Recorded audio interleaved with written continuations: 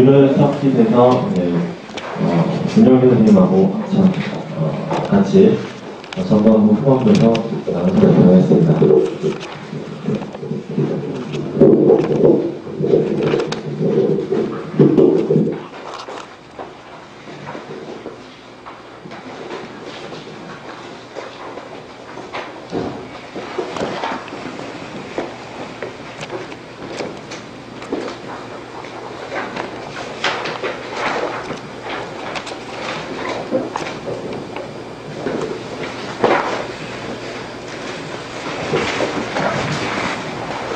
먼저 뺑 위에 살라모스 시상이 있고요. 이 오른쪽으로 레드 니클러스 적혀 있습니다. 그리고 이제 손의 신부의 세 가지, 먼저 전정액을 그리면 전정액 그리고 오른쪽에 둥근액과 막액이 있습니다. 이 두 가지를 함께 인터포즈, 그러니까 중간 위치액이라고 하는데요. 그래서 하나는 막연액, 하나는 둥근액이라고 합니다. 그리고 오른쪽에 치아액, 램프니크가 있습니다. 아래쪽으로 전정액이 있는데요. 전정액은 베스티뷸라 조클레스라고 합니다. 여기에서 이 교의 핵심되는 것이 바로 이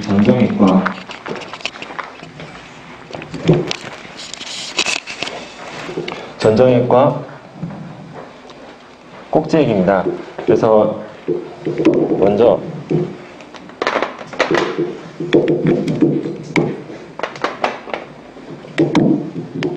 이 전정액 쪽으로 들어오는 입력이 이렇게 전정액을 거쳐서 시냅스하지 않고 들어오는 입력과 시냅스를 하고 들어와서 손의 피질로 가는 두 가지가 있습니다.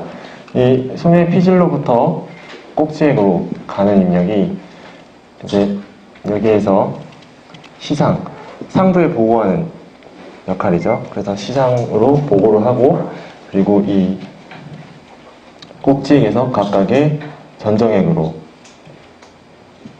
시냅스를 합니다.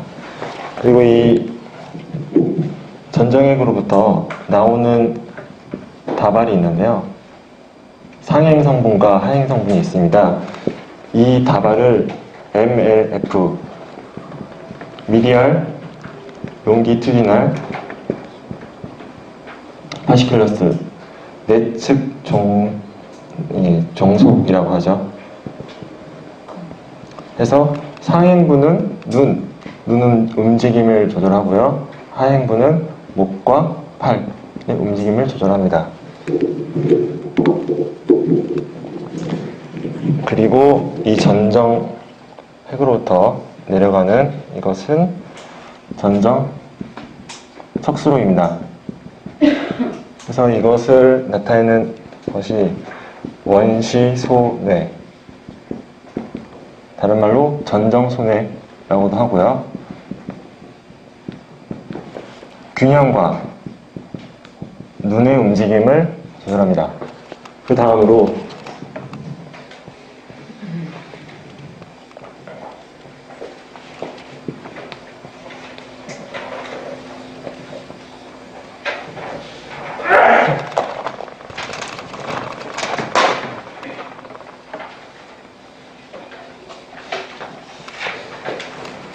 위에 중객인 시상은 꼭 들어가고요.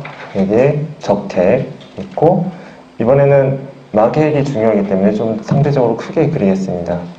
치아액이 있고, 꼭지액, 그리고 여기서 중요한 게 바로 이 적핵하고 막핵입니다. 이제 이 아래에서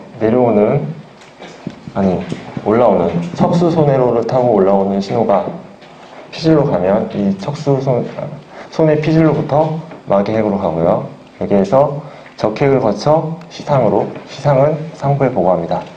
그리고 나서 이 또 하나의 신호가 적핵에 시냅스하여서 적핵으로부터 척수로 내려갑니다. 이것이 구손해, 다른 말로 척수손해라고 하고요. 척수손해는 운동을 실행합니다. 네, 그리고 이제 세 번째,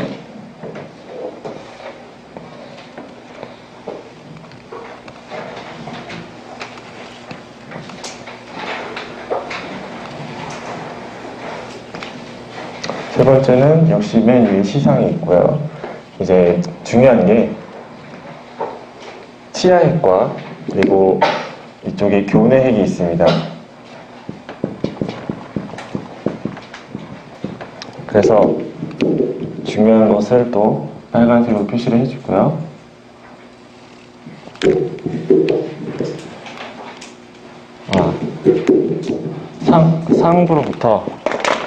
상부로부터 운동 계획이 내려옵니다. 그러면 이 교내핵에서 시냅스를 해서 손에 피질로 보내고요.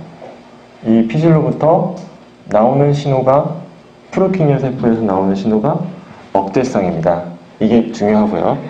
또 이 치아핵에서 나오는 정보는 시상을 거쳐서 위로 올라가는데, 이때 올라가는 신호의 내용이 뭐냐면 운동 방향, 타이밍, 강도입니다. 박사님이 얘기하셨듯이 올림픽 구호이기도 하죠. 정확하고, 신속하고,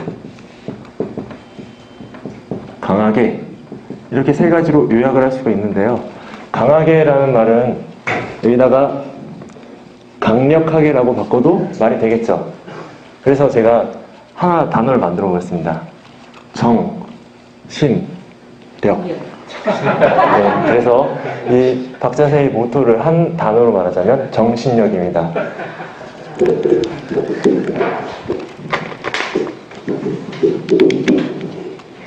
네, 그럼 이제 교내와 손해의 단면을 그려보겠습니다.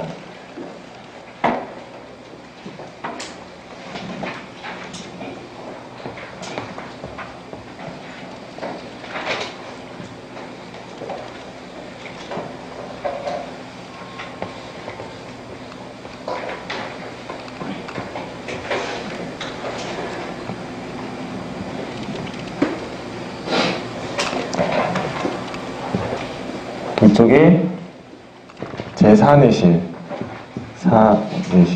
구멍 표시해주고, 이쪽으로, 그림의 순서가 제가 하나를 빠뜨렸는데요. 일단 이쪽에 그리고 다시 이쪽으로 돌아오겠습니다. 그래서 네, 가운데 손해를 위에서 본다고 했을 때 가운데 이 부분을 버미스, 손의 벌레라고 하죠.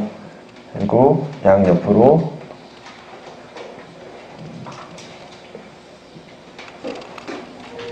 대칭으로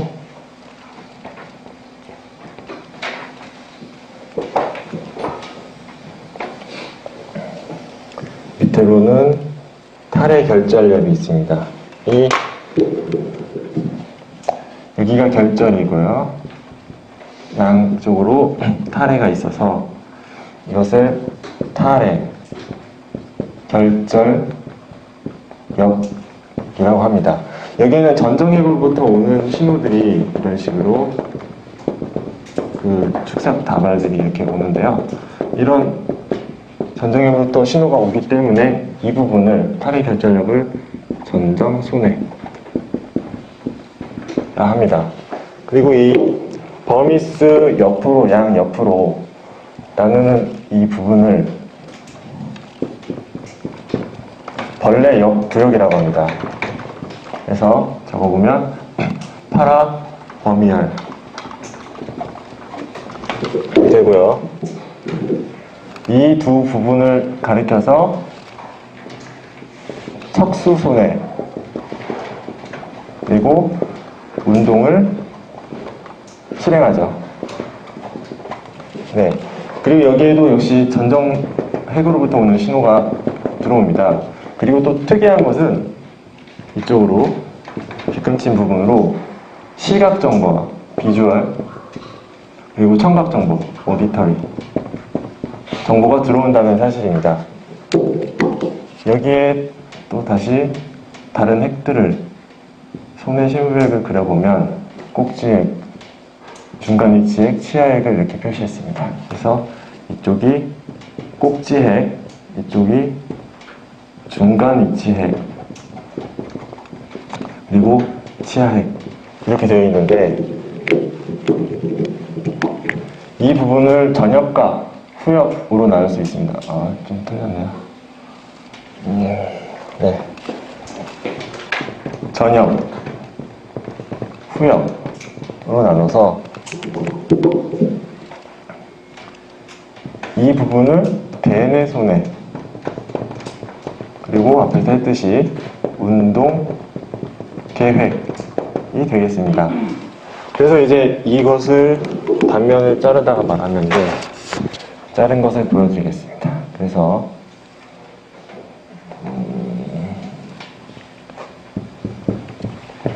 손에 피질의 주름들이 있죠. 이렇게 손에 피질의 주름이 있고 아래쪽에 올리브 색이 있습니다. 이쪽으로도 이쪽이 바로 결절이 되고 이쪽이 타래입니다. 그래서 이쪽으로는 벌미스 벌레가 여기 있습니다. 그래서 이 손의 피질이 이렇게 그려집니다. 그래서 이 손의 피질의 단면을 여기로 할까요? 어쨌든 손의 피질의 단면을 확대해서 보여드리겠습니다. 이쪽 지우겠습니다.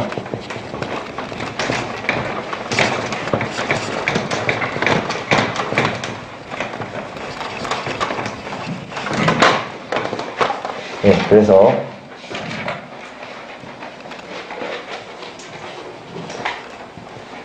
손의 피질은 3개의 층으로 되어 있습니다. 가장 바깥에 있는 층이 몰레큘라 분자층입니다. 그리고 그 아래에 프루키니의 세포층 그리고 가장 안쪽이 그래뉼라 과립 세포층입니다. 그래서 이 프루키니의 세포는 우리 브레인에서 가장 큰 세포이고요. 이런 식으로 층에 대표적으로 몇 개만 나타내 보겠습니다. 그러면 이제 여기에 그래뉼라 레이어에 있는 이 세포 이름은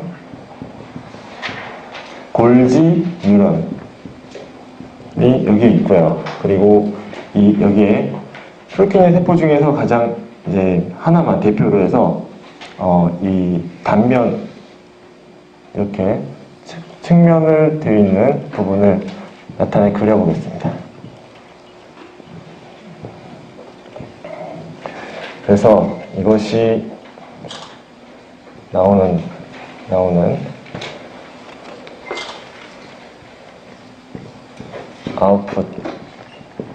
아웃풋이 나가게 되고요. 여기에서 이제 나오는 것은 무엇인가? 아니, 봤을 때 들어가는 것은 무엇인가? 인풋 신호는 어디서부터 오는가? 봤을 때 인풋은 교내 핵, 척수, 그물 핵, 쐐기 핵, 이 4개의 부분으로부터 들어옵니다. 이 들어온 신호가 모시 파이버, 그러니까 이끼섬유죠. 이끼섬유, 모시 파이버를 타고 과립섬유의 그래뉼러 셀, 과립섬유의 시냅스를 합니다. 근데 이것이 간단치 않기 때문에 이제 이걸 단면으로 어떻게 시냅스를 하고 있는지 그림으로 보여드리면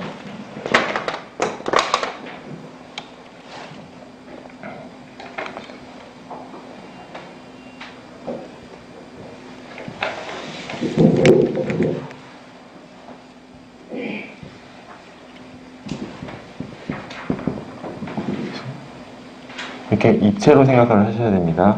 이게 이것이 뭐 C파이버의 단면입니다. 네, 알겠습니다. 그래서 들어오는 신호가 이런 식으로 시듉스를 하는 거고요. 이제 그래뉼라 셀로부터 들어가는 신호가 이렇게 이제 과립세포가 평행하게 프루키니오 세포와 이렇게 이런 식으로 이제 평행섬유가 이렇게 만나게 됩니다. 20만 개. 그래서 1초에 10,000개씩 20초 동안 찍어줍니다. 네. 20만 개 다 찍었습니다. 그래서 들어온 신호가 20만 개는 되지만 이게 약합니다. 그렇기 때문에 우리 힘센 올리브에서 힘센 올리브가 10Hz의 신호를 쫙 보내면 발화가 되는데 이때 들어온 신호는 인피리어 올리버리 하 올리브액입니다. 그래서 이 들어오는 이 부분을 다시 오른쪽에 개념도로 그려보겠습니다. 먼저 5줄을 그립니다. 패러렐 파이버 평행섬유. 평행섬유는 과립섬유들로부터 나옵니다. 그래서 이쪽에 이렇게 과립섬유들이 줄지어 있는데 이것이 바로 20만 개라는 거죠. 20만 개가 이렇게 프루키니의 세포 측면으로 만나는데 프루키니의 세포이고 이것이 프루키니에부터 나오는 억제성 신경이 손의 신부액으로 가서 이것이 출력으로 나온다는 것입니다. 그래서 이때 손의 신부액은 아까 했었죠. 시간 관계상 빼고요. 그래서 이제 올리브액으로부터 나오는 신호가 여기에 과립세포와 함께 동시 파이어링을 하게 되는데요. 이때 어떻게 되는가? 이제 그것을 신호로 보면 피크가 이렇게 심플 스파이크, 단순한 파형이 평상시에 나타난다면 이것이 동시에 파이어링을 할 때 갑자기 폭발적으로 파이어링을 한다. 그래서 이것을 버스트 파이어링이라고 하죠. 이것이 그냥 이러는 것이 아니고 예측했던 것과 다를 때 그것을 학습을 하는 것이죠. 그래서 이것과 관련을 해서 하나 마지막으로 그림을 더 그려야 합니다. 예, 그래서 도야의 이론. 예, 금방 빨리 하겠습니다. 예, 그래서 살라무스, 림빅,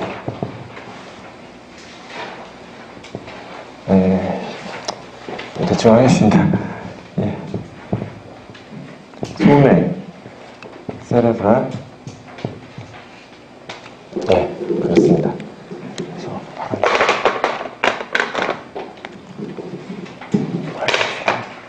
예.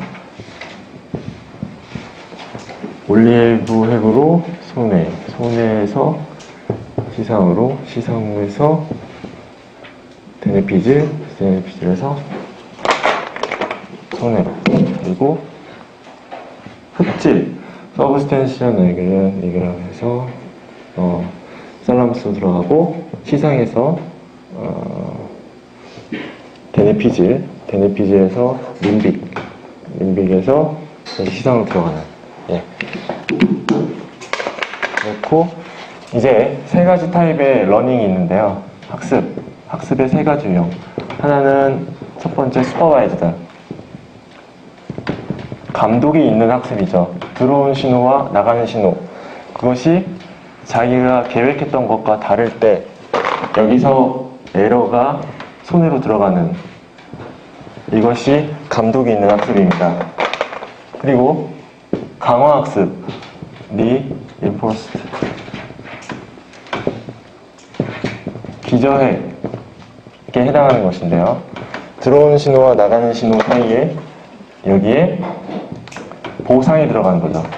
리워드 들어가고, 마지막으로 unsupervised, 감독이 없는 학습. 이것은 바로 우리 대뇌 피질이 하는 학습이죠. 그래서 우리가 박자세에서는 이런 unsupervised 이런 학습을 지향하고 supervised 소외 같은 학습을 지향해야 합니다. 이상 마치겠습니다.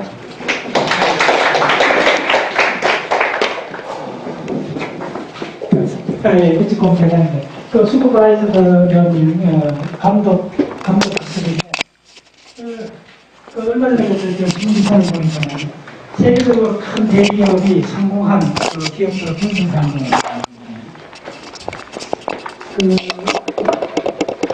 세계적으로 유명한 또 뭡니까 기업에 스티브 잡스, 애플이나 몇 개 회사를 좀 예를 들었어요. 그거의 공통점이 뭘 같아요? 뭐 예를 들면 일본 자동차 토요타, 그번에 놀랍게도 강박적 규율이에요. 아주 참 놀랐어요. 이게 다 있다. 스티브 잡스가 바로 그걸 심어줬다는 거예요. 그 애플에다가. 그 규율이 그런 규율이 아니고, 그러니까 그 내부 조직, 내부 문화죠. 자, 그 생각해보세요. 간단히 생각해보세요. 인간의 행동을 총체적으로 가장 많은 그 영향을 미치는 것 같아요. 인간의 총체적으로 인간의 행동을 가장 많이 영향을 미치는 것. 사실 그게 뭐지? 문화예요, 문화. 강의 이야기 했을 때, 예를 들어줬잖아요. 그러니까 문화가 얼마나 우리 행동을 총체적으로 영향을 미치는가 생각했어요. 우리나라 사람들은 목욕탕 가면 옷 다 벗고 들어가잖아요. 근데 미국은 안 그래요. 그래갖고, 그 유학생 중에 한 명이 유명한 이야기 있어요.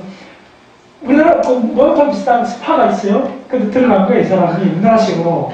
그리고 옷 다 벗고 딱 들어갔는데, 아무튼 자기 지도교수가 들어가는 거예요. 학교 안에 있으니까. 지도교수 다 오는데, 다 팬티 입고 들어오더라는 거예요. 근데 자기가 다 벗은 거예요. 그 탑 속에서 하루 종일 못 나가는 거예요. 무슨 말이죠? 우리는 왜 길거리에서 옷 벗으면 그건 말이 안 되잖아요. 근데 목욕탕에서는 옷 벗어도 되는가? 혹시 너 깊이 생각해보면 목욕탕 사실은 들어가고 팬티만 입고 들어가서 때밀 수도 있잖아요, 사실은. 그런데도 목욕탕 들어가고 옷 다 벗는 걸 아무도, 우리나라 사람인 경우에는 아무도 문제식 안 하는데 미국에서는 그런 적이 없으니까. 그럼 뭐죠? 우리 사람 총체적으로 디파인하는 건 문화예요, 문화. 네. 그리고 그것이 문화가 뭐냐면 어떤 한 기업이든 어떤 한 단체든 그거의 총체적 아웃풋에 벡터를 맞춰주겠다는 거예요. 그러니까 문화가 형성되고 나면 문화는 뾰족한 포스를 만들어주기 때문에 그거 들어가기만 하면 자석을 하는 그 준비는 다 필요 없고 곧장 결과에 들어갈 수가 있어요. 그래서 인간이 지구에 당연히 문화를 이루었다. 인간이 문화를 만들었다. 그걸 여러분들 한번 깊이 생각해봤어요? 한번 깊이 생각해봤어요? 본질이 뭔가? 다른 행동을 만들어주잖아요. 그렇잖아요. 각 나라마다 법규라는 게 다 있잖아요. 법규가 문화의 한 패턴인데 그게 뭡니까? 동물, 조물에서 인간의 행동을 총체적으로 디파인해주는 게 문화잖아요. 그러면 그게 왜 출현했는가를 따져서 그게 엄청난 포스를 갖게 된 거죠. 그래서 결국 그 힘을 갖고 우리는 여러 가지 시스템들을 만들어요. 교육, 종교 시스템, 온갖 거 다 만들어낼 수 있는 게 문화의 힘이거든요. 그래서 무의식적으로 어떤 그 대기업의, 세계적 대기업의 리더들은 자기가 무의식 중에 그런 문화를 만든 거예요. 스티브 잡스가 얼마나 그 문화 만드는 데 그 치중이 있어요. 네. 도요타의 문화가 뭐죠? 그 유명했잖아요, 가까이 왔는데. 뭐라죠? 간판 시스템. 그게 뭐라게? 그게 있어요. 도요타의 그 유명하잖아. 그 문화를 만들 때 보면 그 사람들이 말 그대로 강박적으로 만들어요. 한따라서 강박적 규율. 규율에 다른 말로 강박적으로 합니다. 그러니까 문화를 형성하는데 그만큼 힘이 들고 그걸 만들기 위해서 감각적으로 노력을 해야만이 그 하나의 교두보가 만든다. 그 뭐냐면 우리가 접하는 이 자연환경이나 이런 것들은 너무나 분산적인 거예요. 그러니까 참고 예를 들어주는데 그러니까 이렇게 수첩이나 공부하는 방법이 요체는 뭐냐면 내가 표현할게. 우리 몽골 갔을 때도 그 예를 들면 자연환경 왔을 때 자연과학 정시 그게 좋은데 왜 자꾸 공부를 하는 게 오히려 좀 그렇다고 오히려 낸 사람이 있어야 사람이 있는데 그러니까 그 사람이 실험을 해보시라는 거야. 어떤 실험을 해보셨냐면 가서 아무 생각 없이 그냥 자기 생각하는 대로 한번 하루 종일 한번 살아봤어요. 어떻게 되는가. 그 가져본 게 아무 일 없이 그냥 버스를 타고 가든지 가면서 아무 목적 없이 하루 종일 뭐 아름다운 경치 본다 좋아요. 가갖고 아름다운 경치를 만약에 설악산 같은 데 한 2, 3일 있어보면 어떤 현상이 될 것 같아요? 그러니까 그게 내가 봤을 때 맥시멈 랜덤하게 생각하는 거는요. 1시간 지나면 거리가 없어요. 따라서 생각거리가 없다. 생각거리가 다 분산적이기 때문에 우리는 집요하게 뭔가를 이루려면 왜 감각적 규율이 필요하냐면요. 생각의 거리가 없어서 그런 거예요. 여기 우리 브레인이 전부 1차적 연결밖에 안 돼 있어요. 그래서 말은 나야 하는데 글쓰기가 왜 그리 어렵냐면 글쓰기는 2차적 사고가 있다는 거예요. 그래서 무슨 얘기냐면 간단히 말씀드리면 수첩한다든지 이거 아주 그런 규율을 그러니까 어떤 문화를 만드는 이걸 뭐냐 하면요. 우리 브레인이 그러니까 아직도 이 진화적으로 이게 엄지있게 전두엽의 장악력이 약해요. 간단히 전두엽이 장악력이 강해야만이 장기기억 매체들을 언제든지 불러와갖고 내가 수첩서라고 강조 안 해도 개인적으로 그걸 할 건데 수첩에 쓰기 성공한 사람이 100명 부르면도 몇 명 안 될 수밖에 없는 이유가 뭐냐면 우리 브레인의 그 자원을 장악하는 전두엽이 아직도 이 장악력이 약하다는 거예요. 그래서 문화가 필요한 거예요. 문화는 인위적으로 만들어지는 어떤 시스템의 장악력이라고 보시면 돼요. 그 모든 힘을 하나로 모을 수 있는 시스템적인 규범이라고 보시면 돼요. 그래서 다시 한번 이야기드리면, 이런 거니까, 예를 들면, 그런 문화가 뭐냐면, 자, 이걸 수첩을, 앞으로, 박자세 신분증이라고 생각하시면 돼요. 이게 일종의 좀 심하게 하면 감각적 규율이잖아요. 근데 이걸 하고 나면, 그 다음에 여러분들 굉장히 편해지는 거예요, 사실. 그렇죠. 보세요. 우리 싸이가 왜 전 세계에 지금 파란민으로 조업을 합조하고, 이런 요새 우리 팀에서 그 토론을 했었어요. 어떻게 사이가 이렇게 된 게 왜 이렇게 되는 사이는 왜 번지는 거예요? 짝짝에서 따라하기. 네, 명하잖아요. 사이가 왜 이렇게 전 세계 인구를 완전히 확 바꿨어요? 그거는 우리 누구나 인간이 갖고 있는 가장 위대한 능력은 뭐냐면 따라하기예요. 따라하기를 그동안 우리 창의성 교육에서 이걸 평화해버리는 거예요. 창의성이 다 하고 개성이 없다고 하는데 그건 진짜 위험한 말씀이에요. 인류의 본질을 모르는 사람이에요. 인간의 본질은 뭐냐면 인간이 지구상에 우주를 나가고 이 모든 걸 만드는 따라하기에 지구상이 가장 탁월한 겁니다. 그 미륵론을 통해서 이제 밝혀졌는데 따라하기야말로 인간의 창의성의 본질입니다. 창의성의 반대가 아니고 본질입니다. 따라하기. 사이 보세요. 저도 따라하잖아. 사이 따라하고 누구를 보면 따라하잖아. 인간의 학습은 전적으로 따라합니다. 그래서 수첩이라든지 이런 걸 이렇게 하는 것들은 뭐냐면 독자적으로 한번 해보세요. 독자적으로 하는 그게 뭐냐면 혼자 생각하는 거잖아요. 혼자 생각 한번 해보시라니까요. 얼마나 오래 생각하십니까? 의미를 갖는 생각을 혼자 한번 해보라고. 1시간 지나면요. 잡념밖에 안 돼요. 노이즈한 생각밖에 없어요. 그 벡터를 다 합쳐버리면 내가 그냥 뻗어간 거예요.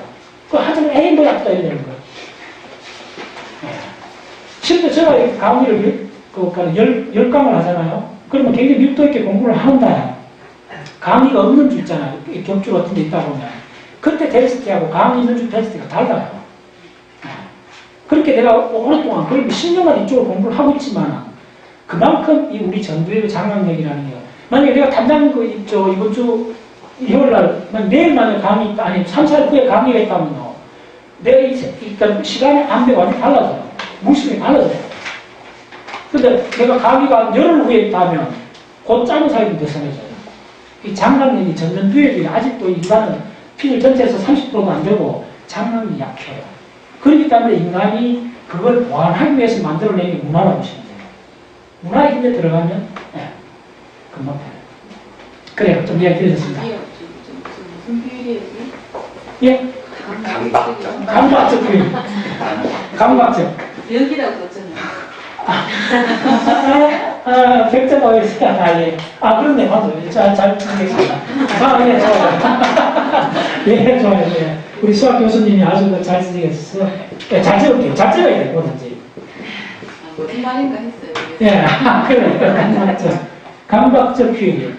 그러니까 뭐 이런 걸 너무 딱딱하게 듣지 마시고, 그런 거 사실은. 그렇게 해보시면 이제 바뀌는 그런 시스템입니다. 예. 자, 그렇죠. 네. 그래서 지금 사실은 이거를 강의할 때도 몇 번 이야기했어요. 왜, 이 이야기 왜 나오냐면, 왜 이게 가장 수성한 방법이냐 하면요. 이걸로, 그러니까, 대레피질 언수퍼바이즈드 학습을 할 수도 있어요. 대부분 그렇게 해요. 그걸 좀 나쁘게 지적으로 공부하는 거예요. 자기식들 하는 거, 지팔지 흔드는 거. 그래서 이야기했잖아요. 지팔지 흔들어갖고 되는 시스템이 간혹 있어요. 소설가나 축구 선수 같은 경우. 예, 그거는 뭐 소설가가 무슨 뭐 이렇게 배우는 것보다는 자기 오르던 그대로. 이쪽은 이렇게 되는 경우는 인류 그 어떤 기술 테크놀로지에 그런 예가 몇 개 없어요. 그건 이쪽에 되는 건 뭐냐면요. 경무의 수를 무한대로 경우에 돼요. 소설가나 축구 선수는 뭐냐면요. 그냥 뭐 그냥 뜸을 차고 글 쓰고 소설가 되려면 어느 소설가 치고 석작 시절 안 거친 사람 없잖아요. 그 말은 뭐냐면 랜덤한 시스템을 무제한으로 한 겪어본 사람들이 가는 게 있긴 있어요. 근데 대다수는 뭐냐면요. 훈련을 해야 돼요. 훈련이 가장 극단적인 게 뭐냐면 전투경 훈련식 이런 거 있잖아요. 그걸 생각하시면 돼요. 가장 이펙티브하다. 단시간 딱 성분하고 명쾌한 거예요. 그래서 이 손해하고 그래서 대부분 사람들이 자기 개성이라 생각하고 자유를 생각하는 사람이 이쪽을 선호하는데 이쪽은 혼자 생각을 한번 해보시라는 거예요. 소스가 안 좋은 거 그럼 전부 다 랜덤하게 되는 거예요. 관리가 안 돼. 그대로 안 가요. 그럼요. 자, 그 다음